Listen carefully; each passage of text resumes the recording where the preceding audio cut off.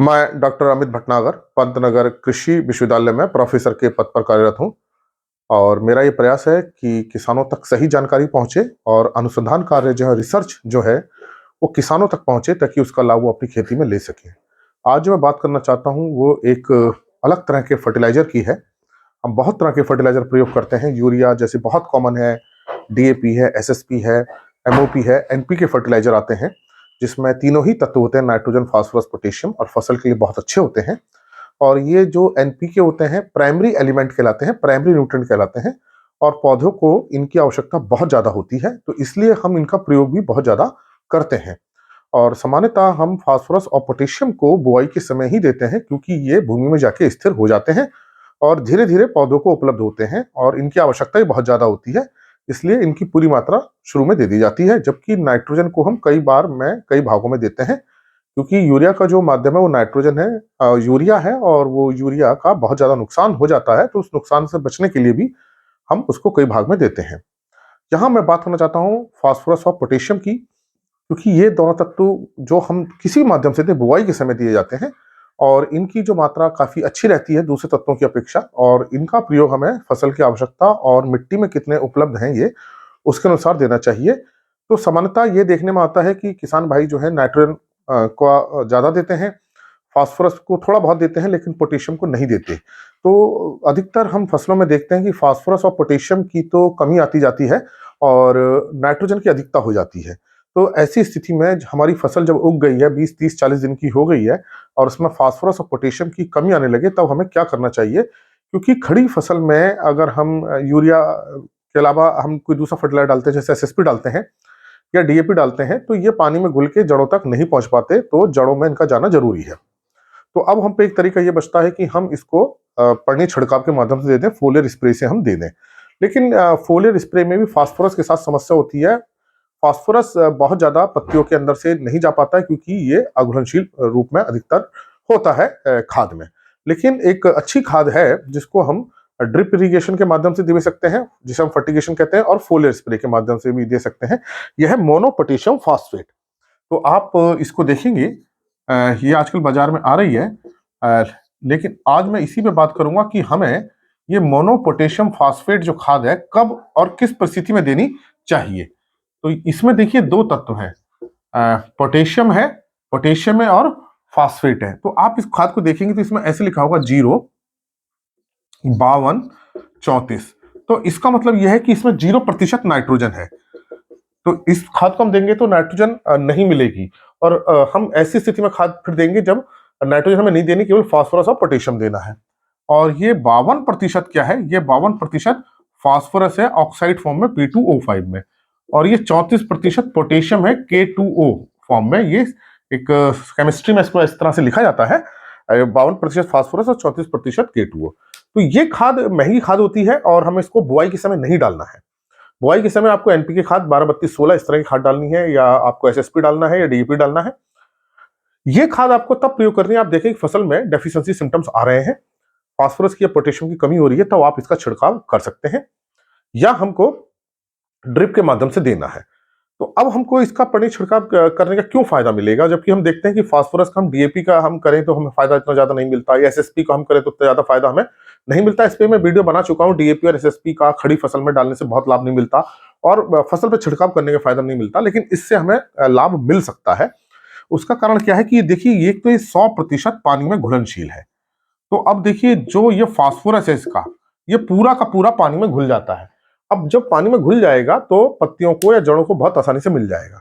तो अब हमें मिट्टी में क्यों नहीं डालना है इसको? मिट्टी में हमें इसलिए डालना है क्योंकि बहुत महंगी खाद है, इसके हमें और ऑप्शन भी है सस्ती खादों के, तो हमें इसको बुआई से प्रयोग नहीं करना है। खड़ी फसल है, गेहूं की है, मक्का की है, गन्ने की, हम देख रहे हैं कि डेफिशिएंसी सिम्टम्स आ रही है, या कोई हमारी सब्जी है, तब आप इसका छिड़काव कर सकते हैं क्योंकि इसमें ये 100% घुलनशील है। फास्फोरस पूरा घुल जाता है और पोटेशियम पूरा घुल जाता है। मोनो पोटेशियम और फास्फोरस जिस फॉर्म में है पत्तियां उस फॉर्म में इसको ले लेती हैं। ये KH2PO4 है।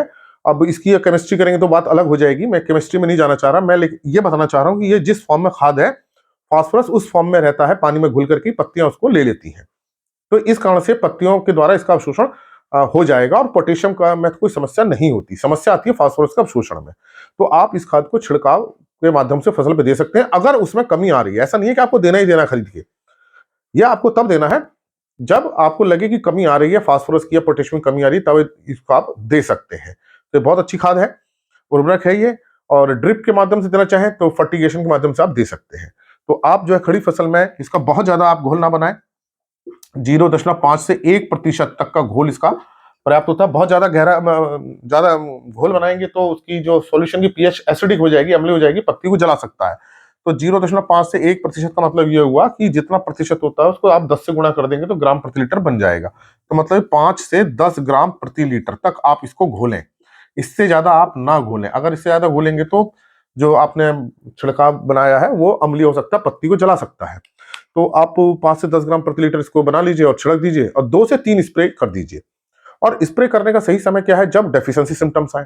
डेफिशिएंसी सिम्टम्स कब आएंगे? जब पौधा 30-40 दिन का हो जाएगा और उसकी आवश्यकता पूरी नहीं होगी। शुरू में तो मिट्टी में जो फास्फोरस पोटेशियम रहता है उसकी आवश्यकता को पूरी कर देता है, लेकिन जैसी 30-35 दिन बाद होते हैं, जैसी फसल की बहुत तेजी से वृद्धि होती है, कल्ले निकलने होते हैं या लंबाई बढ़नी होती है, पत्तियां बढ़नी होती हैं, तो न्यूट्रेंट की आवश्यकता ज्यादा होती है और मिट्टी से मिल नहीं रहा है, तो उस समय उसको डेफिशिएंसी सिम्टम्स आएंगे, तभी आपको इसको प्रयोग करना है। तो इसका मतलब इसका प्रयोग हम 35 से 40 दिन के बाद हमें करना चाहिए बुवाई के, और 2 से 3 स्प्रे आप कर दीजिए 10 से 15 दिन के अंतर पर। तो आप ये ध्यान कीजिए, बहुत जल्दी भी आपको स्प्रे नहीं करना, अगर डेफिशिएंसी नहीं आ रही है तो भी आपको नहीं करना है, और एक स्प्रे से भी काम हो सकता है। अगर नहीं हो रहा तो आप दूसरा स्प्रे 10 दिन बाद कर दीजिए और तीसरा स्प्रे भी 10 दिन बाद कर दीजिए। लेकिन अगर फूल आ चुका है, उसमें बालियां बन रही है, तब आप फिर स्प्रे मत कीजिए, क्योंकि उसका उतना लाभ नहीं मिलेगा। क्योंकि जो ये दाने वाली फसलें होती हैं या तिलहनी फसलें, जो भी हमारी फील्ड क्रॉप्स होती हैं, इसमें जो आवश्यकता पौधे की वो रहती है वो फूल फल बनने तक रहती है, उसके बाद उसकी आवश्यकता नहीं होती